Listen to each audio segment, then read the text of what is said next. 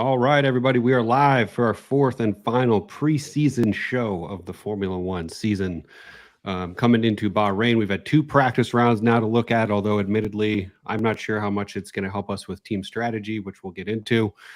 My name is Ross. I'm the co-founder and CEO of Grid Rival. With me today, I have our CTO, Michael Ursinoli, Principal Software Engineer, William Laddie, and we have a special guest today, Tony Calderon. Tony is a lifelong industry expert in motorsports. He has managed teams. He's managed drivers, including Paul Tracy, Esteban Gutierrez, Bruno Senna. I'm probably missing some in there, Tony. And is a avid Grid Rival user who usually ends up probably top 1-2% in the global leaderboard. So lots of expertise in the motorsports space here to answer questions about the game. And we're going to get going. Again, it's less than 24 hours to lockdown until Bahrain.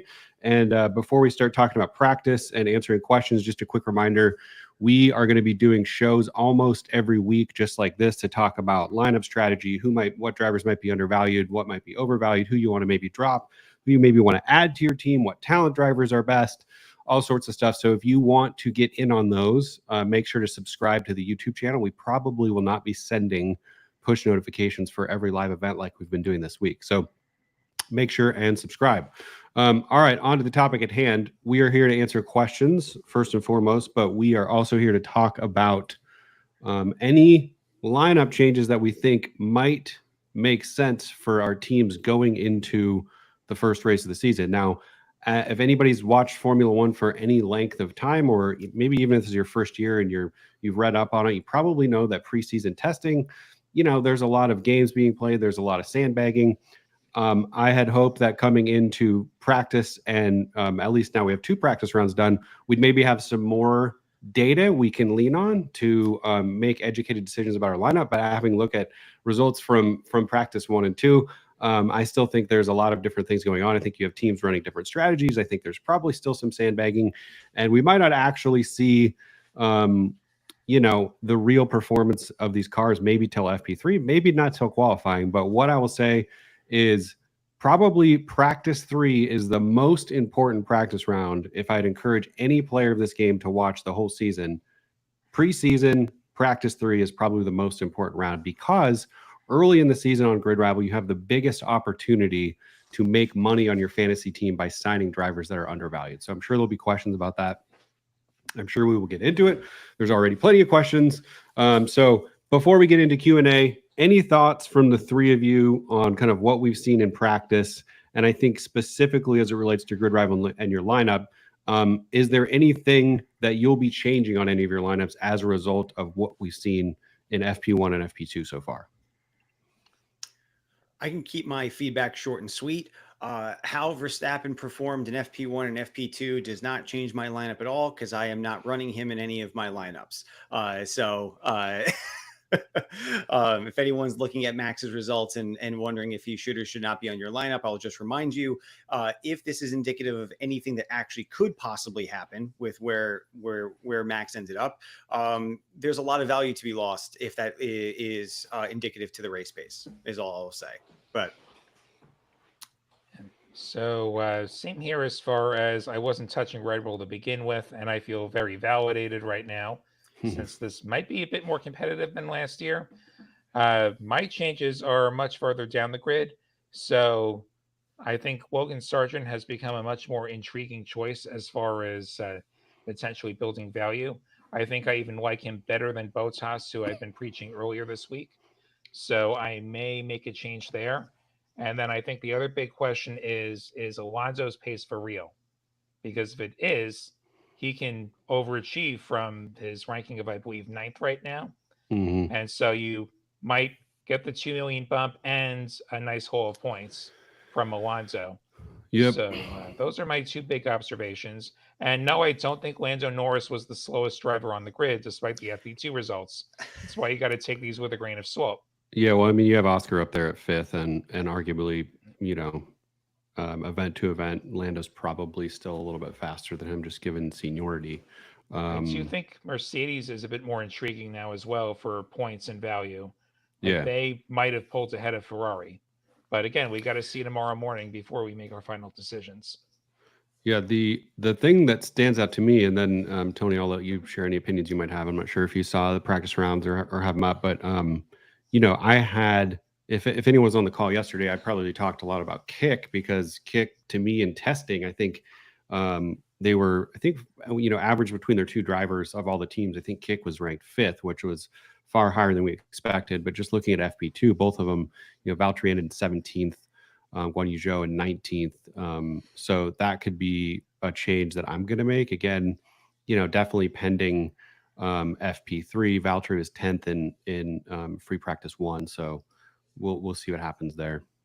Tony, do you have any thoughts? Yeah, I did get the chance to watch both of them, and I can tell you what my lineup changes were. I'm looking at it right now. I mean, Mercedes, right? Looks interesting, possibly undervalued. Especially Hamilton, I would say. Mm-hmm. And same, the Williams team, especially Logan, right? Yeah. Looking like they can be quite strong. And obviously, as I'm sure you guys have discussed this, strategy for me, at least in the first few races, is buy as low as possible and, take advantage of the off-season undervalues. And that's what it's looking like for me. Mm-hmm. So we'll get into Q&A, but real quick to address Tony's comment, and I think answer a question I'll probably get asked a bunch, just to cover and get out of the gate.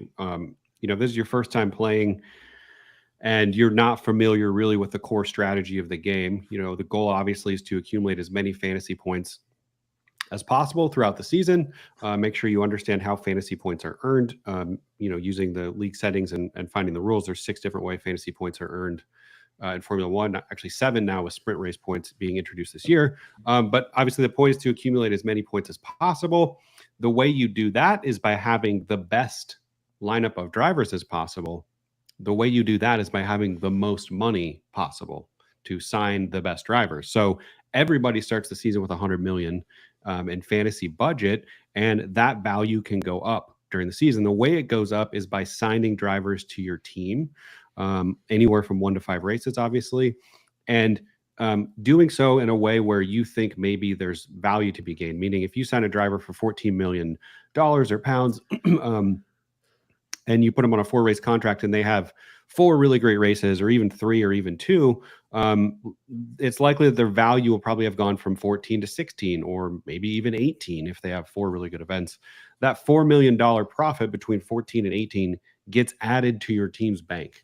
So once that driver is released, you now have $4 million to spend on your next purchase. And over the course of the season, those who've played this game multiple times will see, at the end of the season on the global leaderboard, you're going to see teams with 140 million, sometimes more in team value, as they've made strategic decisions and gotten lucky, admittedly, over the course of the season.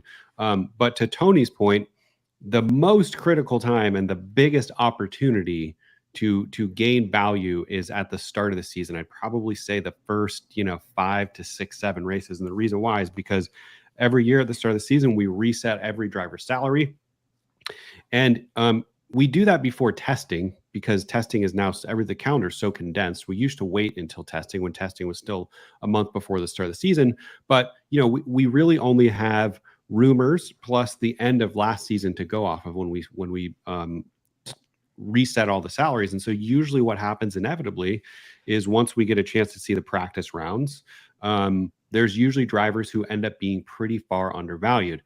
It takes 5 or 6 races for them to really start trending closer to their actual value, which means the beginning of the season is the ultimate time where you're going to find sometimes drivers are, maybe 4 or 5 positions underpriced from where they will end up being.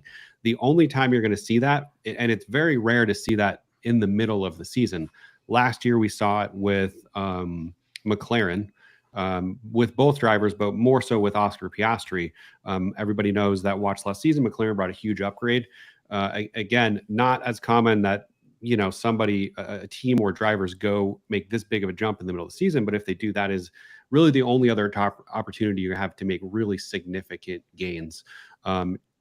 In the middle of the season, it's more likely that even on a 4 or 5 race contract, if you're finding drivers that are valued well, you're going to maybe make $3-4 million off a contract.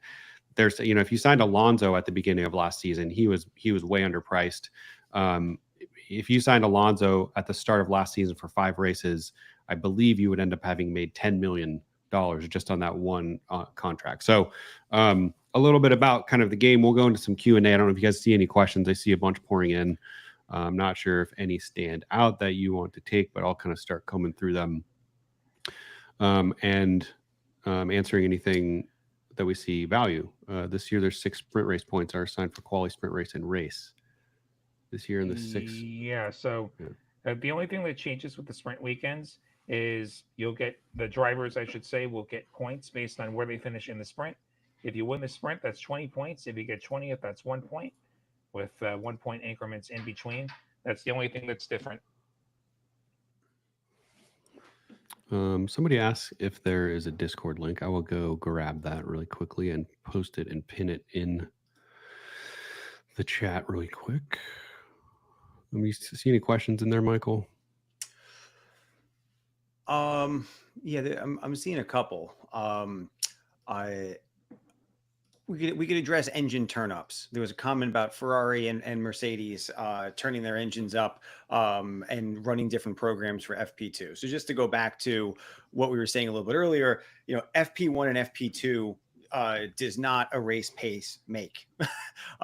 You don't know what programs they're running. You don't know what strategies they're running. And you don't know if what they're doing is what they're going to be able to accomplish in the race. If Mercedes or Ferrari had their engines turned up for FP2, can they run the whole race like that? Tony probably has a lot more insight to that than I do. Can the tires last when they're running a faster program than usual? But to me, at least from my side, it kind of shows overall health of the car. If they are able to turn the car up and get to the numbers that we're seeing, I believe Hamilton's FP2 official time was within a couple tenths of Max's pole last year at Bahrain, which is encouraging on just overall pace and health of the cars from the top drivers. Mm-hmm. To follow up on that, I think, when we saw, and you guys heard of the commentators talking about, we don't know the fuel numbers, right, when they were doing the race runs, and the cars are 6 seconds off, right, when they were doing the race runs. And although we could see that Max and Red Bull were quite strong in race pace, it seems. Same with the engine, right? I mean, everybody will sandbag as much as possible because they can. There's no reason to show what you have, right? However, there are trends, and I think Formula1.com posts probably any time now. They post some really interesting trends on like qualifying simulations and race pace simulations, which I always like to see when I'm picking my lineups, because that's the last thing I see before picking my lineup. So that's a pro tip right there. But in general, I mean, the Mercedes just looked fast and they looked comfortable, right? As opposed to, you could see Max complaining. They had some, I think he was complaining about some downshifting issues and some rear end issues. So that tells you no matter what they're hiding, the Mercedes just looks comfortable, which is always good. Yeah, for sure. Is there someone in the chat who knows if there are leagues in Grid Rival with prizes? There are a couple influencer leagues that are giving away prizes. Some of them pretty big. I know Matt and Time with P1 are giving away $10,000 to the top 3 places. I think the race and WTF1 are giving away pretty substantial prizes as well. You're going to want to go to those, influencers' websites or pages to find out more details.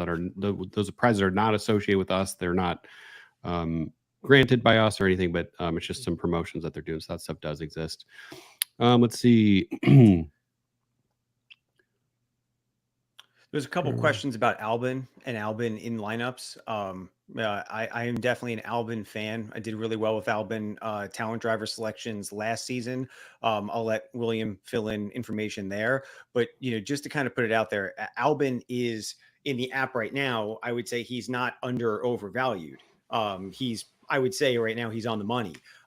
So in order for him to maximize points, for the fantasy points, the personal improvement points, the beating teammate points, all of that stuff, he needs to perform. So he has to come up and exceed where his performance ended last year, which is strong. So is Albon a potential good lineup choice? Yes. Is he a good potential talent driver choice? Yes. But if Logan is closer to his finished position to Albon, he's going to lose some teammate points. If Albon doesn't finish in the points, he's not going to get the amount of points and value that you would expect. So Albon is just a little bit risky in the sense that like he's already pretty competitively priced in my mind. I would agree that he's pretty much near his ceiling. He's pretty much at his ceiling. If you look at the drivers that are ranked above him, I think he jumps the Alpines. But if you look beneath him, Tsunoda, Ricardo, they might have something to say about the race pace. Mm-hmm. So, yeah, I think Albon probably ends up naturally around 11th or 12th. And that's one of those cars that's going to steal some points if somebody in front of him has problems. Yeah. But I don't think that you have as much upside with Albon. Right. I have a good one, or actually two. There's one that says, whoever Ross is on Reddit, give this man a raise.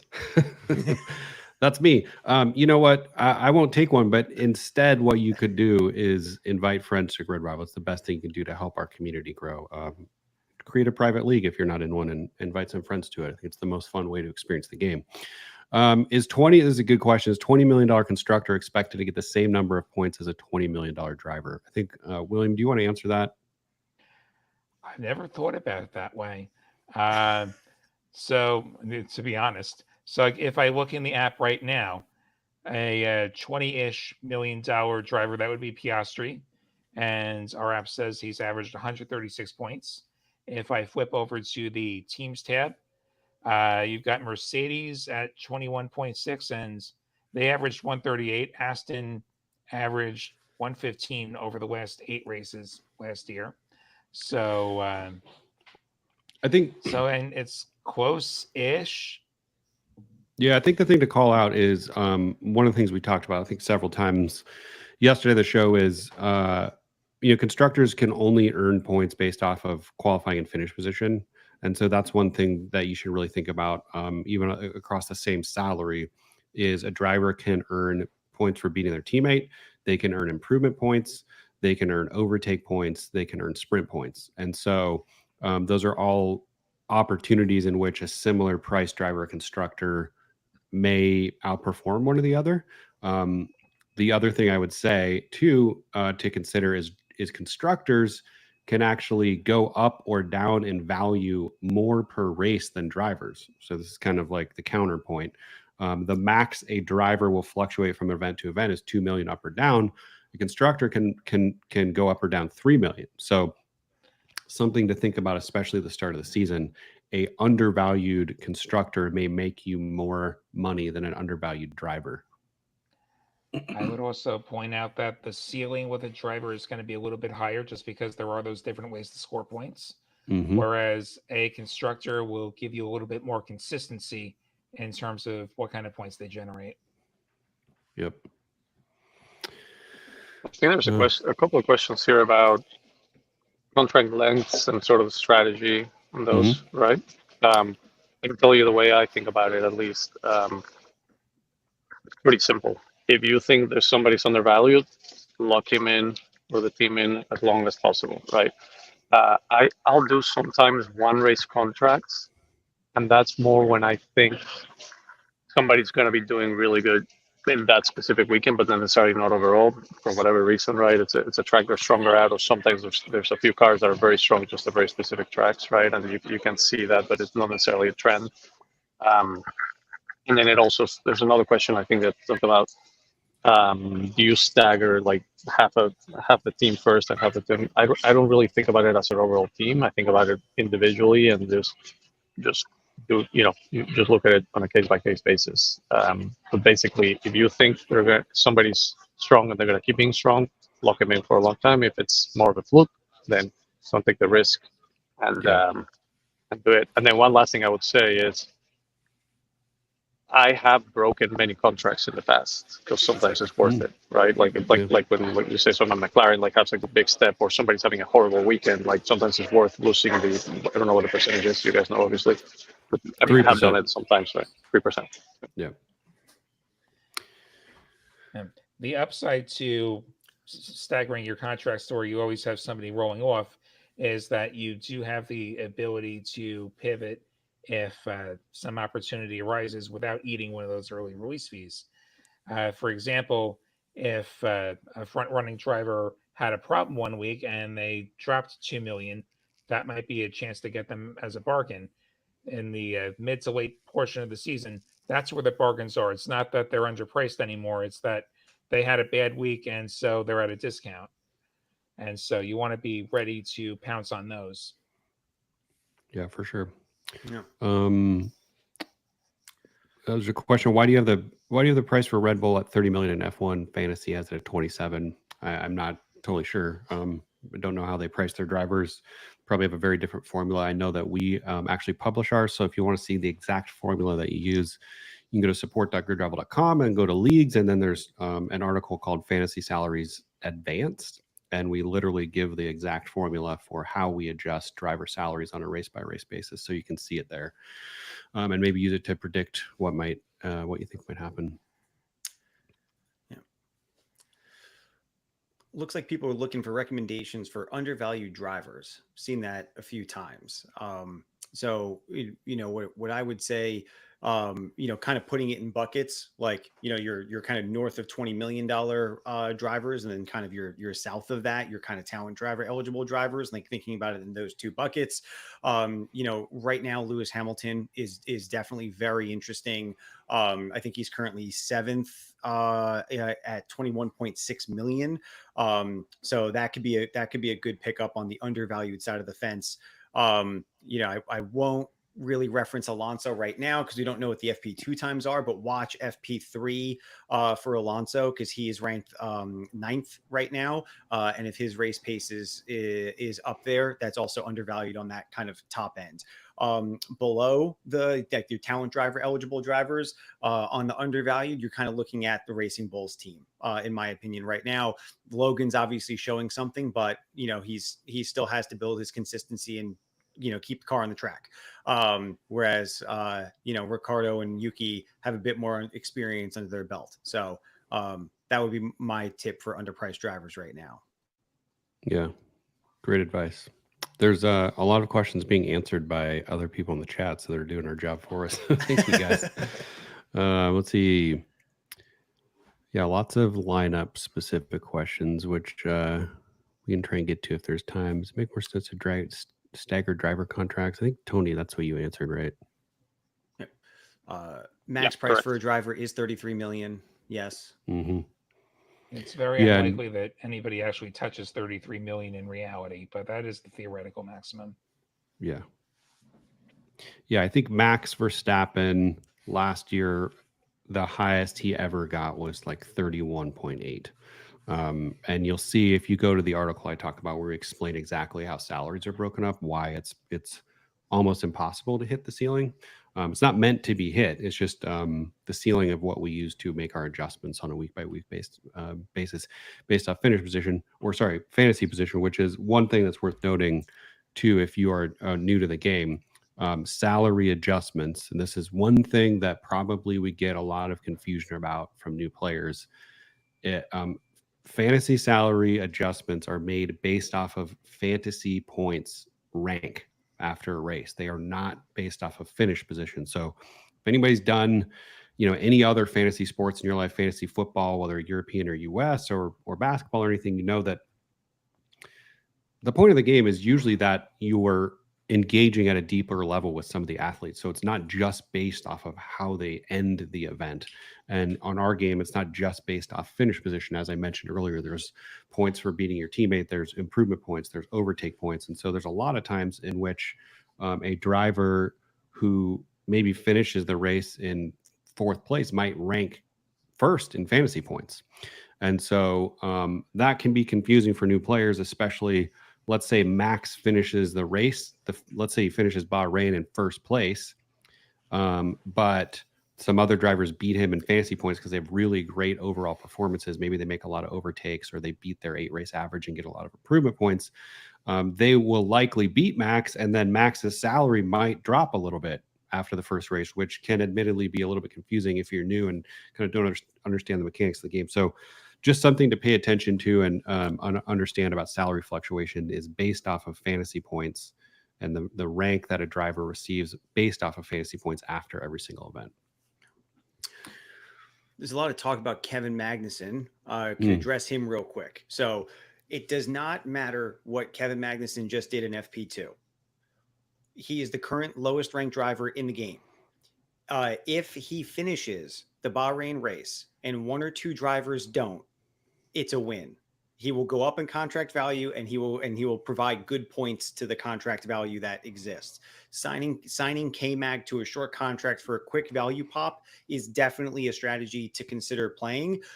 And if he DNFs or comes in 20th, he's not going to lose much. So definitely something to consider for a strategy. Mm-hmm. Yeah, there's a question about. I lost it, but it was basically after FP2. How do we feel about Ferrari? So I actually think it's looking in practice and qualifying like, if you want to start the season with kind of like a, blue chip constructor on your team. I think Ferrari's, in my opinion, maybe the one to sign. I think they're probably the most underpriced. That said, carefully consider what we've talked about plenty of times already in the call. Just like there might be some constructors that are more undervalued than Ferrari, but it does seem, based off of both testing and practice rounds, they might be undervalued. How much? Probably not as much as maybe VCarb or Kick might be if we see them having really great performances in practice 3. Yeah, I was looking at the question. I think Ferrari. Do you think they're about where they should be? Not necessarily. I don't know if they're undervalued. I think Mercedes is way more undervalued than Ferrari is at the moment. So far 2 sessions since, right? Yeah, they very much might be. I'm just pulling it up right now. Tony, who are you not putting on your lineup? Alpine. They seem to be struggling quite a bit. I'm looking at the list right now. I was thinking Racing Bulls first. It was a no-brainer. Now, there's a lot of talk about, do they have a stronger car this year because whatever, is going on behind the scenes with Red Bull. I'm not sure, but I think Alpine seems to me the most overvalued, both team and drivers, right? And then on the driver's side, it's a bit tougher, right? I mean, obviously those two guys. There's not a lot of big red flags, I would say. That would be the one I'm staying away from. Maybe Jiang Wenshou as well. I think he might be a little overvalued. Those are my two. I'm going to be avoiding the top 5 drivers for sure out the gate. I think they're all. That makes sense. I just think I think, maybe Leclerc, if he ends up, just coming hard out the gate and is going to be, consistently in 2-3, he might be the exception. But I think really the value to me, just looking at this off the top of my head and, not really seeing how these cars and drivers are performing, or at least I have low confidence in the rankings of FP1 and 2 and testing. So I think the value starts at signs. To Tony's point, I think Hamilton could be very undervalued if practice is a good indication. Alonso as well. Alpines might be overvalued at what are they, 17.4 and 16 million, ranked 10th and 11th in salary. Again, if practice is a good indication of what we're going to see, I think those two folks would be someone I would avoid. And I think, I probably agree with Tony on teams as well. Fine, you can, like you said, and you can always do, especially for the beginning of the season, at least the way I do it, I'm not going for points. I'm going for increasing my total salary, right? Yeah. So, if McLaren's strong, they might as well go for Piastri, not for Norris, because it's the same with Mercedes, right? Go for Hamilton. You don't have to go for Russell because Russell's higher. Red Bull's up there. And then Ferraris, they're about the same. But those two teams, I would say, go for the lower price driver in the team that you think is going to score higher, because there's a few that are quite separated. For sure. Let's see. Any chats here? So better purchasing Mercedes as a constructor or racing bull? Just depends. I think depends on what we see. I mean, I think for me, FP3, like I said at the top of the call, is probably going to be the most important practice session of the whole season. Yeah, go ahead, William. Yeah, I tend to see that as a question of Mercedes or Racing Bulls and what driver. So there's such a price disparity between the two. You're going to be making a significant change to one of your drivers, depending on which way you go with constructor. And in fact, I've seen in the chat, it's like Leclerc and Racing Bulls or Ferrari and Sonoda, I think was a question that somebody asked. And that's really how you have to think of it, because one change is going to lead to another, I think. I saw a question actually about prioritizing FP3. So Jade making the point that FP2 is the only session that happens at the same time as the race and qualifying. So maybe you could elaborate on FP3. Yeah, that's an interesting point. Another question that was a really good question that I will answer in just a sec. Before I do, just quick pause. If you missed the top of the show, we are going to be doing these almost every week in between events. We probably will not be sending out push notifications for them on every single occasion. So make sure if you want to continue seeing these, you do one of two things, which is subscribe to the YouTube channel. It's probably where notifications are going to go out. And join the Grid Rival Discord. There's a very active kind of growing community there and lots of discussions every week on lineup, on strategy, lots of community support. So there's a link to that at the top of the chat. Really good question. Where did it go? Gosh, they're coming in so fast. It's basically, do you have to fill all positions, right? Can you only have four drivers? So the question or the answer is you can, but you will not earn double points for your talent driver. So your talent driver is any driver under 18 million. All of them that are eligible have a little star next to their name in the interface on the My Team screen. And basically you select your talent driver just by tapping the star. That driver can change every race and that driver will earn you double points. So you can like totally, stack your team with really expensive drivers. It's a very ineffective strategy because as we talked about yesterday, your talent driver is the equivalent of having a seventh spot on your lineup. So you're sacrificing essentially two positions if you go with four drivers and a constructor versus having all five drivers and then plus one additional. So very, very good question and something you definitely don't want to miss. Let's see, anything good in there you guys see? Jane wondering, we said Magnussen is guaranteed to gain if a driver or two drops out of the race. What about Sargent? I would say it's pretty similar.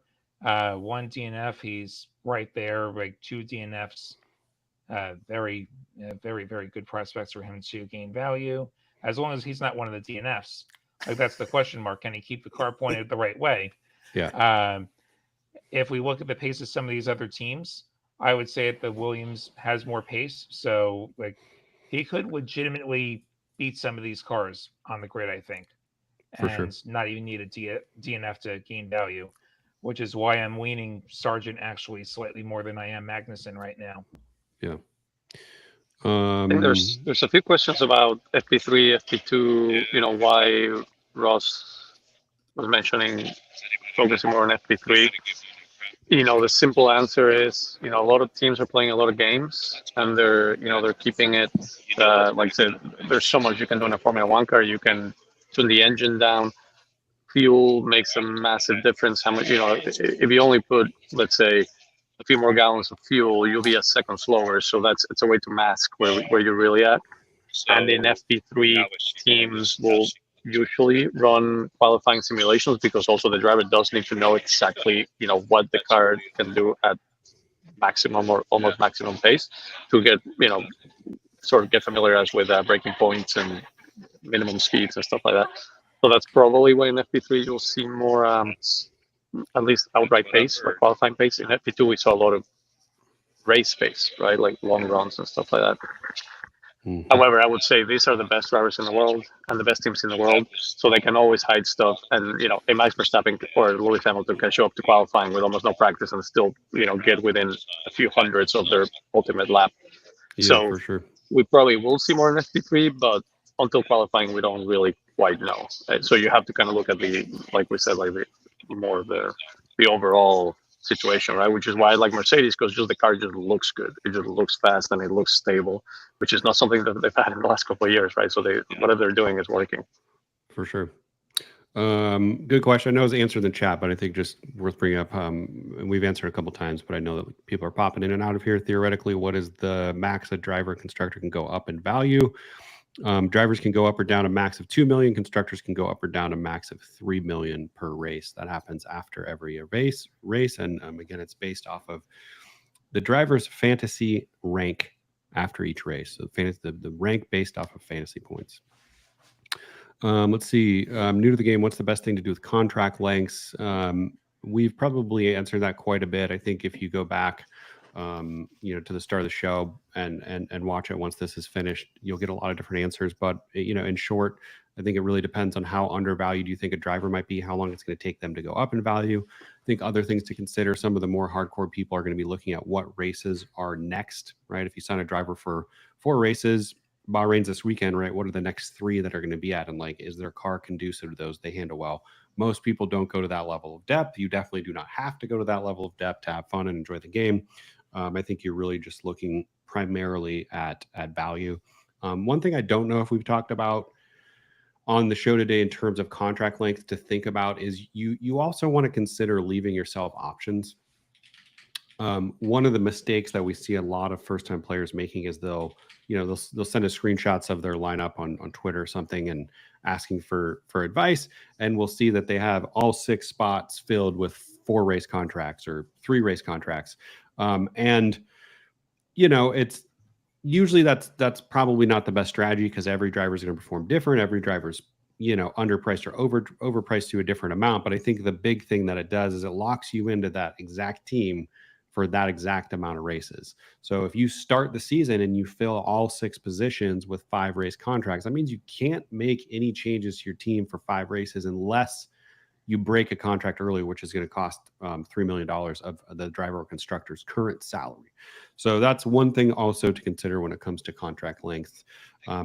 Value is number one. I would say there's a reverse to that. Be careful not to sign just one race because then you're locked out for the next race, right? So there's an art to it for sure. Oh yeah, and we haven't talked about that today either. Is again, first-time players, something you should know, and you should see a warning for this when every time you sign a driver, there's a little box that warns you about the one race rule. But essentially, after a contract drops off your team, once it's done, or if you release it early, you cannot use that driver again for one race. So you got to let him cool down. And that's just really to make the value of contracts kind of, more impactful to the game. If there was no one race rule, you could just sign, you could drop a driver and re-sign them again for the same price. There really wouldn't be much point of a contract in the first place. So that's why that's there.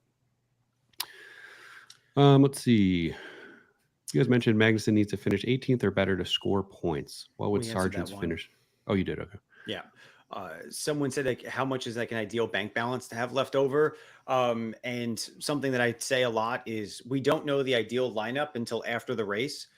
So we don't know the answer to that. But if I had to make a guess, I would say the top performers in the whole game, like a Tony, maybe you can correct me on this, is probably going to have between $1 and $5 million left in their bank balance when setting their initial lineup for Bahrain. Mm-hmm. Yeah, I would say at the beginning of the season, there's a much bigger window because, like I said, you're not necessarily going for maximum points, you're going for maximum value.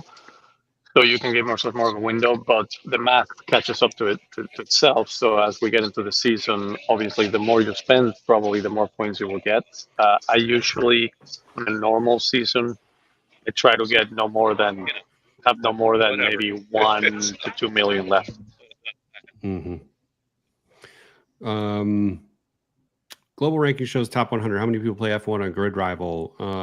We won't know. Probably, 95% of the people that join for the whole season are going to be in by Monday. So that's probably one of a good chance. Last year was around 100,000. This year it'll probably be that or more. We were pacing for a lot more, but for those of you on Android phones outside of the United States, you know that we're currently trying to get the app back on Android. So we would have had, I think we were pacing for 150 to 200,000. So we'll see if those people end up coming back once Android gets back online. Can you explain value index? That's a good question. So value index is kind of it's not kind of, it's a ratio of a driver's current salary compared to their average fantasy points score per race for the last 8 races. So it's kind of an indication of like, you know, what their cost is compared to how many points they make. It is probably a formula that we will revisit at some point, because I think right now it seems to scale a little bit too linearly. So the drivers at the bottom of the field are always like based off of the value index perceived to be the most valuable. So we need to reconsider at some point to where it actually like has some sort of comparison from driver to driver. That's essentially what the score is, and the higher the score, the better value a driver could be. Let's see. You guys see any in there? I have 18 million left and I have a full lineup. Is that okay? No. Revisit that lineup. And I'm gonna say goodbye, guys. And like somebody mentioned, goodbye. I'm at the Tampa airport, heading to the racetrack. Actually, going to Sebring International. So, cool. Pleasure being here. Thank you, guys, and good luck, everybody, with your lineups. And we'll see you in one of the leagues out there. See you, Tony. Thanks for joining today. Bye, Tony. Let's see. Just trying to scroll through these. Yeah, the bank balance thing is, 18 sounds high. Again, carefully consider practice results. If there's a lot of drivers that end up being really underpriced in the midfield, I could see why somebody might have that much money left. I think it's unlikely that there's that many kind of middle to low price drivers that are underpriced, but I'm obviously in a lot of leagues, and there is a team that I have that I think has 16 or 17 million. I would bet very likely that I will probably change that lineup after kind of looking at the 3 practice rounds combined. So generally speaking, it does sound like a lot of money to have left over. But we'll see. We'll see after the first race. Ask us on Monday. Yeah, I think that you might find yourself generating an extra $1 million by costing yourself 100 points with a lineup like that. And I'm not sure that trade-off is worth it. Yeah. So I do think that there's the ideal lineup probably utilizes more of your budget than the amount that you're using there. Yeah, for sure. It's a better owner driver team. We've talked about that quite a bit. I feel like we've answered that 3 or 4 times in the call. This live will be, excuse me, on YouTube once we're done, and you can go back and reference it. I would say there's no such thing as a safest talent driver. It's probably one of the more dynamic points of the game. To the question of is Ricciardo the safest talent driver? You don't know. The midfield is messy. There's wrecks. There's DNFs. There's lots of things that can happen. Poor strategies, things like that. Ricciardo, I would say right now is probably looking like one of the most popular talent driver points. So another strategy of the game that I'll bring up is if everyone in your league is looking like they're going to run Ricciardo as a talent driver, that is skewing one way. If you're able to identify another talent driver who people don't have, and you select that driver as a talent driver, and they match or beat Ricciardo's performance, you have acquired points that they have not in a big way. So that's an aspect of the game as well. If there's people on your line, if there's just drivers who have not been selected a lot within your league, it's definitely something to consider as a strategy of being a contrarian, to try and pick someone who might overperform and get points that no one else will get. Ricciardo is somebody that I trust to not make a mistake. Like there are plenty of things that are out of his control that can happen, but I'll say that he's probably the one I most trust to not make a mistake. And the team probably has a reliable car, so it won't be an unforced error probably if that goes south. Not a question, a feature request. You should have a drafting mode where you can try different teams and see the total costs. That is actually for anybody that wants to participate. We have a feature request board. I believe the URL is feedback. Yeah, feedback.gridrival.com, where, excuse me, you can vote on and suggest new features. And there is one on there called,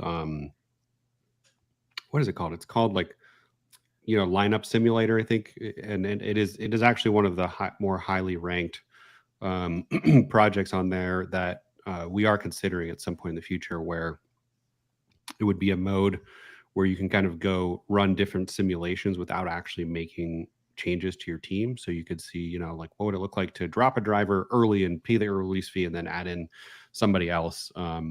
So that is something that is being considered. If you want to promote or vote on that, go to feedback.gridrival.com and give it a like. If you're in multiple leagues, do you set different lineups for each or keep it consistent across all of them? One of my pro tips to new players is to join multiple leagues and run different strategies, because you will learn the game so much faster. If you only run one league this season on Grid Rival, you're getting one season's worth of experience. If you run differing strategies in different leagues, you're getting several seasons worth of experience in that same time frame. Speaking for all of us, we all are in multiple leagues. And I know for a fact I run different strategies. Like one I could definitely share is my two lineups that I care about the most. My most expensive drivers are swapping between Sainz and Hamilton. So I'm running a Sainz strategy on one and a Hamilton strategy on the other for my top price driver in two different leagues. And then some other differences and some other similarities. Ferrari Constructor, Mercedes Constructor, McLaren Racing Bulls Constructor. And then I have some just throwaway leagues that like I'm being a complete contrarian. Like I have everyone no one has. I have Sergio Perez, I have Nico Hulkenberg, just to see what that looks like. Because I don't care about those results. I look forward to seeing what that looks like. Yeah. Can you run that in our league? I'm not running that in our league, William. Good I got question. a championship to defend here. Good question. Is there an option to have one team for all leagues? There is not, at least currently, and it's probably unlikely that there will be on our platform. And I think I'll explain why. For those of you who have maybe used another, fantasy motorsports platform or F1.com's game, that the way that those games work a lot of times is you start by building a team, and then you can attach that team to literally hundreds of leagues if you want to. And our approach to this has been, we really created Grid Rival as a way to connect the motorsports community, to make it just more social.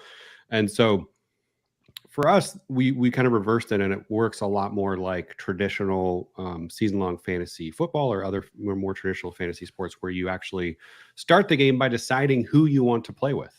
And you manage your team in each league from league to league. And so there may be some feature at some point where, you can clone a lineup or something from one league that you manage. But I think the more and more we grow and develop, the product is actually going to move away from something where you would even want to do that. And the reason why is you'll see, again, if you go to the feature request board, second only to real-time scoring, the number one request we receive a lot is for the ability for the administrator or the commissioner of a league to be able to adjust the settings of the league, right? To change stuff like what's the max contract length, or what's the price point on a talent driver, or should a talent driver be required to earn double points or to have a full roster, or what? Just a lot of different things. It seems like a feature that a lot of people want. Again, very, very common functionality in most traditional fantasy sports games. And so as we move towards that, having one team in multiple leagues is not going to make any sense, because if in one team, let's say the administrator and everybody in the league agrees that like we're only going to have a league where fantasy points, the only fantasy points we use are race position, right? And maybe some other crazy people start a league where like the only fantasy points we care about are overtake points and they turn everything else off, right? That's going to be a completely different strategy. And so having one team in both of those just simply wouldn't make sense. So I think just as the product develops, you know, I think like that's probably less likely than some of the other things that folks have recommended. May have something someday where you can have two teams in one league, like within your league, you know, you might be able to manage two lineups and compete like more than once with more than one lineup. So that could be something that we might see in the future. So someone's asking to explain league adoption. So league adoption is specific to the league you're in. It is not a grid rival cumulative. That's not shared. So if someone within your league has a driver currently signed in their contract, the contract doesn't have to be active, just they have that driver in their lineup, the league adoption numbers will update. It's not real time, but it's pretty close to real time. It's something like 10 minutes. Yeah, it's something like 10 minutes. Yeah. So you can go into your league information and see, 80% of people in my league have Daniel Ricciardo. It doesn't tell you contract lengths. It doesn't tell you who. And then once we go into lockdown, which you're all getting lockdown notifications right now because the race is on Saturday. So we go into lockdown tomorrow before quali.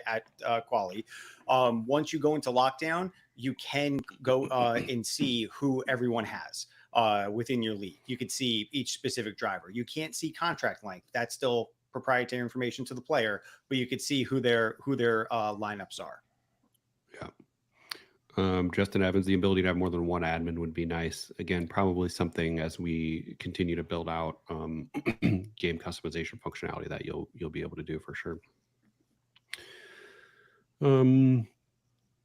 What is the best advice to give a new player opponents to set them back as much as possible? That's a good question. Sign Max, sign Checo. Yeah. Sign, especially Checo.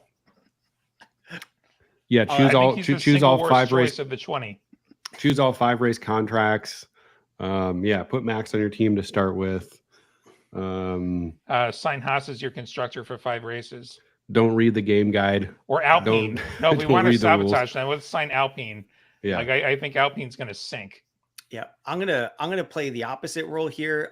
Don't give your friends bad advice because that will come back to us as support tickets. And if anyone has spoken to Kelsey, she's really nice, she's really helpful and friendly. But there's a lot of you and only one of her. So if you all sabotage each other, Kelsey is the one to pay that price, and we don't we don't want that.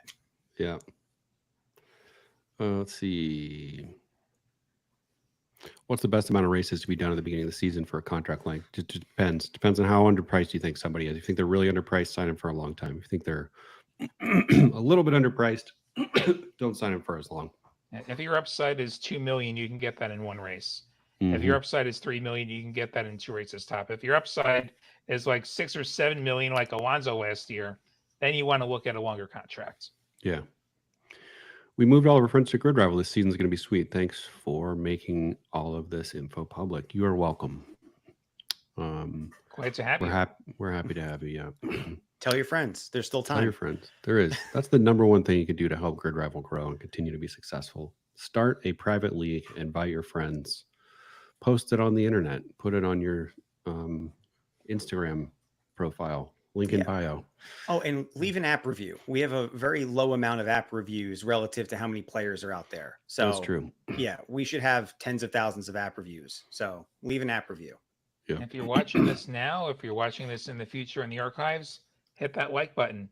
Yeah. 2 seconds, totally free, and show Grid Rival to some more people. Dane Hart, Grid Rival's made F1 incredible. Thanks to these 3 beauties. Thanks, Dane. If price continues to rise, at least it will be more than budget. Drivers, I think we're almost out of questions and we're almost out of time. We got 6 minutes left. So if anybody has a specific question, maybe about the game mechanics, about Grid Rival, about us, why we did this, anything, those are great questions. While we got a couple minutes left. Let's see. This is my first year playing. Do you guys have any tips for me? You're a little late. I would say rewatch the maybe live session from today once it's up, or tomorrow is a really good one as well. Number one, I got the most digestible thing you could watch is on our Instagram page, which I did like a 4-minute video about the top 5 mistakes that all five players make or new players make. Number one is they don't watch the game guide and read the rules. That's a pretty basic one. They don't understand that the game is about value and finding, adding underpriced drivers to your team. Those are probably the biggest ones. Smaller things are not realizing the one race rule exists. You have to pause in between contracts. There's some smaller things like that, but go to Instagram and find that. It's also on YouTube. I think the same video is on YouTube, so you can find it there. And then plenty of information online. Serious opinion on Racing Bulls as a team. All of us are definitely bullish on Racing Bulls, I would say. But there's competition. It's not just them as a potential underpriced team. You have even potentially Williams if Albon and Sargent can pull it together. We got to watch Alonso and Stroll for Aston Martin, Mercedes and Ferrari. So if you go back like 1 or 2 episodes, we were talking about Racing Bulls because we had a little bit more information. But now as FP1 and FP2 has shaken out, it definitely has given some context to where some of the other teams are. So definitely. I'm not answering questions about Christian Horner's situation. We have no idea. Sorry. That's the real answer. Yeah. We don't get early information. We're not big. Special enough to get those emails. Yeah. At some point, maybe we'll be. Yeah. Assuming those are even legit, who knows? Yeah. All right. Well, I think we're at a good ending point. It is 2:57, 1:57 EST. So we're going to call it for the day. Thank you everybody who participated for your questions. Again, make sure to like and subscribe to the channel if you want to be a part of continued live streams we do in between events.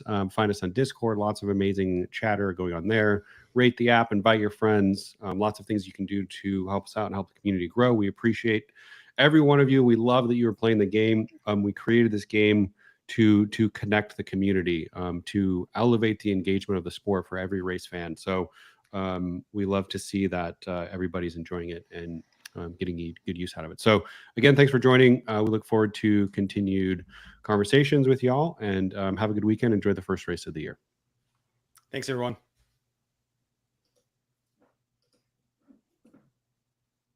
All right.